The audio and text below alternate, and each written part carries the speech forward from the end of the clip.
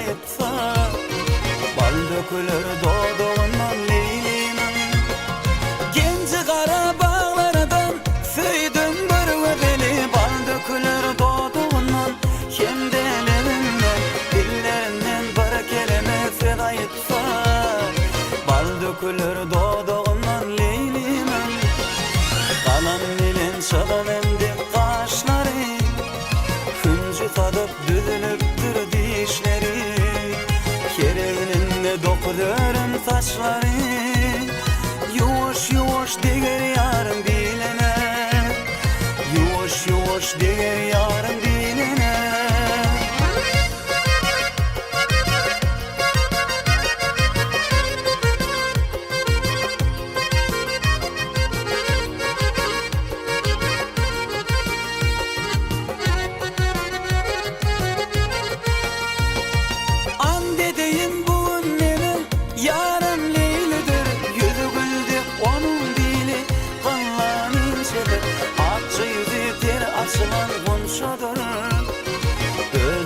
Şu fili deyin bağına, an dedeyin bugün menin yarım Leylidir. Yüzü güldük onun dili yığılan ninçedir. Akça yüzü ter açılan kunşadır. Özü kunşu fili deyin bağına, kalan bilen çalınan dep kaşları, hüncü tadıp düzülüptür dişleri, kereğininde dokudurum saçları. Yuvuş yuvuş diger yarım biline, yuvuş yuvuş diger yarım biline. Men aşık men mecnun koydun adıma, sen yetmesen kim yetişer menin dadıma.